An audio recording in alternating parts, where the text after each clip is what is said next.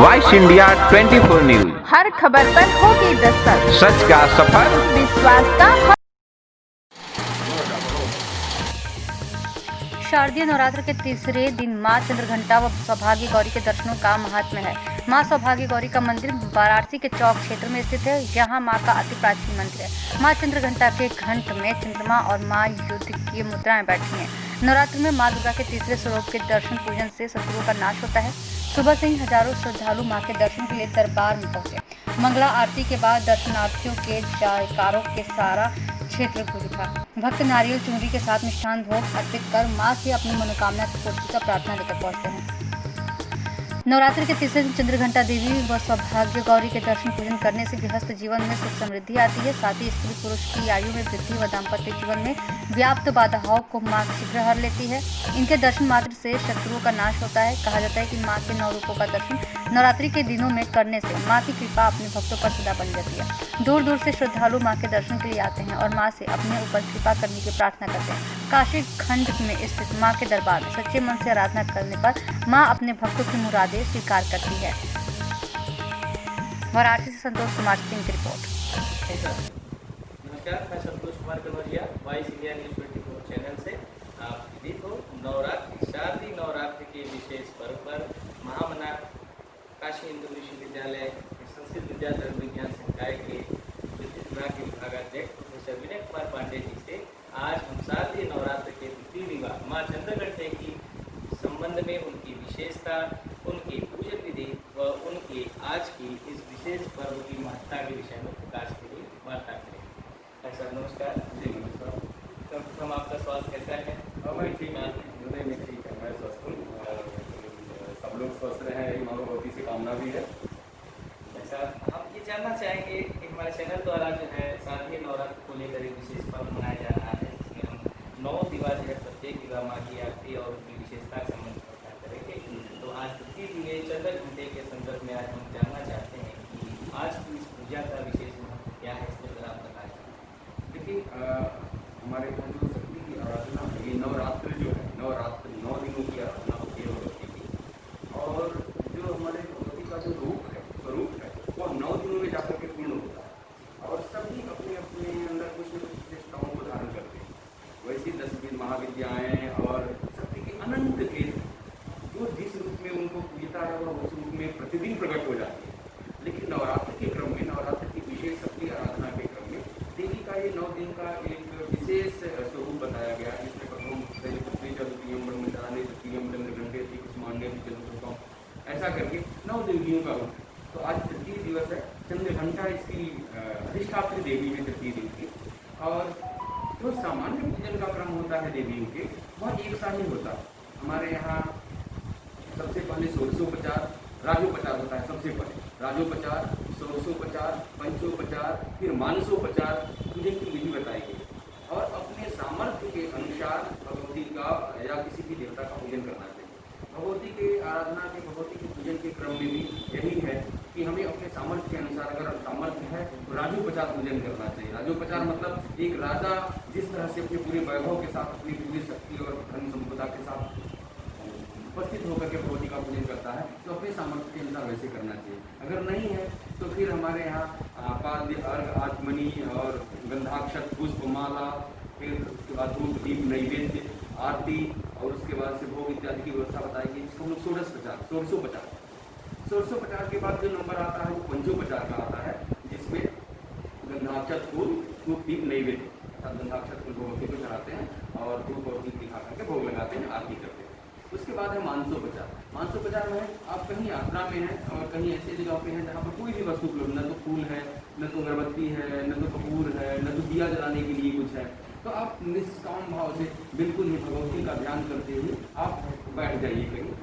क्या महत्व है, किस तरीके से इस शारदीय नवरात्र में तंत्र मंत्र विद्या के माध्यम से लोग सिद्धि प्राप्त करते हैं, या इसके संदर्भ में जरा आप विस्तृत। देखिए, 2-3 चीज़ें होती हैं। किसी भी पूजन की अनेक विधियाँ बताई गई हैं, जिसमें मुख्य विधियाँ 3 प्रचलित हैं जी। एक तांत्रिक विधि, एक वैदिक विधि और एक लौकिक विधि। तो तांत्रिक विधि, मेरा मानना यह है कि किसी भी सदगृहस्थ को तांत्रिक विधि का आश्रय नहीं लेना चाहिए, क्या? क्योंकि तांत्रिक विधियाँ जो होती हैं विशेष काल में और विशेष सामग्रियों के साथ विशेष उद्देश्य से की जाती हैं और उसके फल के साथ प्रतिफल भी होते हैं। अर्थात अगर आपने सकाम किसी तंत्र का प्रयोग किया और तंत्र विधि का अनुसरण किया तो अगर उसमें त्रुटि होती है तो उसका प्रतिफल भी आपको जरूर प्राप्त होगा। लेकिन जो वैदिक विधि है तो पुत्रो जायता क्वचिदपि कुमाता न भवति, तो अगर पुत्र कुपुत्र भी हो जाता है, कुछ भी नहीं, सब अशुद्ध भी पढ़ देता है, अशुद्ध भी बोल देता है, तो माता कुमाता नहीं होती और उसको आशीर्वाद ही होती है, बस भावना सही होनी चाहिए। तंत्र में भावना की बात नहीं होती, तंत्र में विधि प्रधान होता है।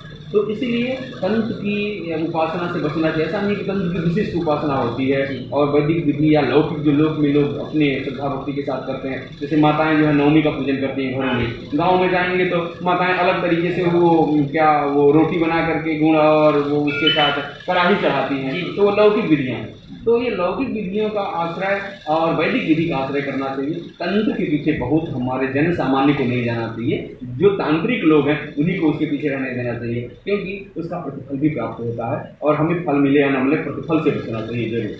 क्योंकि अगर हमारी उन्नति हो या ना हो, अवनति ना हो, हमारा विनाश न हो, तो इस कामना से हमें तंत्र की विधि से बचना चाहिए और वैदिक विधि का ही आश्रय करना चाहिए। अच्छा, बहुत अच्छा लगा डॉक्टर साहब जान करके। एक गुण रहस्य मुझे जानने को यह प्राप्त होता है आपसे और मैं इसे चर्चा भी करना चाहूँगा इस विषय पर आप पर कि आज जो हमारे धर्म और आस्था है किस तरीके से धर्म के ज्ञाता या यह कहने कि धर्म का आवरण ओढ़े हुए कुछ लोग ऐसे अंधविश्वास का जो फैलाने का कार्य करते हैं, उस पर आपकी कुछ विचार? बिल्कुल, वो बहुत ही समसामयिक प्रश्न है नोजिया जी आपका, और बहुत ही इस पर चर्चा तो होनी ही चाहिए और किसी पे चर्चा हो या ना हो। क्योंकि देखिए एक आर्थिक युग है, अभी सब लोग जान रहे हैं कि अर्थ प्रधान युग है और इसमें इस समय में सभी चीज़ों का इवन धर्म और आस्था का भी व्यवसायीकरण हो गया। तो ये बहुत ही हमारे सनातन धर्म और हमारी ये जो हिंदू जीवन पद्धति है, हिंदू पूजा पद्धति है, इसके लिए ये बहुत बड़ा एक हम कहेंगे कि दुर्भाग्य भी है कि तथाकथित कुछ लोग जो हैं धर्म के ठेकेदार बने हुए हैं और भगवान और भक्त के बीच में अपने आप को स्थापित करते हुए और पूरी जनता को गुमराह कर रहे हैं। जबकि हमारे यहाँ ईश्वर और भक्त के बीच में कोई बीच में होता नहीं, अगर होता भी है तो मार्गदर्शक होता है, न कि अवरोधक होता है। लेकिन जबकि यहाँ पर ठेकेदार हैं, यहाँ पर भगवती और भक्त के बीच के ठेकेदार लोग बने हुए हैं, ऐसा नहीं होना चाहिए। क्योंकि हमारे यहाँ जो सनातन धर्म का एक विशिष्टता जो रही है वह यही रही है कि बीच में कभी भी धर्म को लेकर के व्यापार नहीं हुआ है, लेकिन अभी धर्म को लेकर के व्यापार ही हो रहा है। जैसे कि आप मंदिरों में भी जाएंगे, कुछ तथाकथित ऐसे मंदिर है, अगर आप 500 रुपये देंगे तो अंदर तक जाके दर्शन होगा और पैसा नहीं देंगे तो आपको धक्के मार के हटा दिया जाएगा। तो ये सब बड़ी कष्ट देता है और हमें लगता है कि हमारे धर्म को और हमारे पद्धति को कहीं न कहीं से हानि पहुँचा रहा है। तो इसमें लोगों को जागरूक होना चाहिए, क्योंकि हम यहाँ से भी दर्शन करेंगे तो भगवती का वही फल होगा और पास से जाकर के दर्शन करेंगे तो वही फल होगा। इनमें दोनों को, एक जो दर्शन करने या पूजन करने जा रहे हैं, जो सामान्य जन हैं, जो भक्तगण हैं, उनको भी संयम रखना चाहिए और दूसरे जो लोग ऐसे हैं जो धर्म को व्यवसाय के रूप में परिणत कर रहे हैं, उन्हें भी इससे बचना चाहिए, क्योंकि उसका प्रत्यवाय भी लगता है, उसका दोष भी लगता है और उसके साथ ही साथ लोगों की विरक्ति भी होती जाती है उनके प्रति। तो हमें लगता है कि व्यवसायीकरण नहीं होना चाहिए और धर्मनिष्ठ होना जरूरी है, धर्मांध नहीं। देखिए, और जो जितनी भी इस तरह की विकृतियाँ होती हैं तो धर्मांधता से ही उत्पन्न होती हैं और सनातन धर्म ही एक ऐसा है जिसमें आप खुले तौर से हमसे आप चर्चा कर रहे हैं, जबकि आप किसी दूसरे धर्म में जाएंगे, नाम तो मैं नहीं लूँगा, उस धर्म में आप ये नहीं पूछ सकते कि आप ऐसा क्यों कर रहे हैं, ठीक है, ऐसा कैसे कर रहे हैं। तो उनके यहाँ जो है कन्वर्जन होता है, डायरेक्ट आपको बता दिया जाता है कि नहीं ऐसा करना। लेकिन हमारे सनातन धर्म की विशेषता है कि आप चर्चा कर सकते हैं और चर्चा करने के बाद धर्म भीरू बनिए, धर्मांध मत बनिए। किसी धर्म के नाम पर अगर कोई भी आपको ऐसा अनैतिक कार्य करने के लिए कह रहा है तो उसको अपनी बुद्धि का प्रयोग करिए और किसी उचित आदमी से परामर्श भी लीजिए, मार्गदर्शन भी लीजिए कि क्या ऐसा करना उचित होगा कि नहीं। तो हमें बिल्कुल ही आस्था के साथ धार्मिक बनना चाहिए, नहीं रहना चाहिए। बहुत अच्छा, बड़ा अच्छा लगा जानकर के। अर्थात पूर्ण रूप में अगर हम ये कहें तो धर्म इति धार्यति, जिसे धारण किया जा सके वही धर्म है। धर्म को लेकर के आस्था होनी चाहिए, अंधविश्वास नहीं होना चाहिए। खबरों की बौछार लगातार वॉइस इंडिया न्यूज़ 24 चैनल के साथ बने रहें। मैं संतोष कुमार।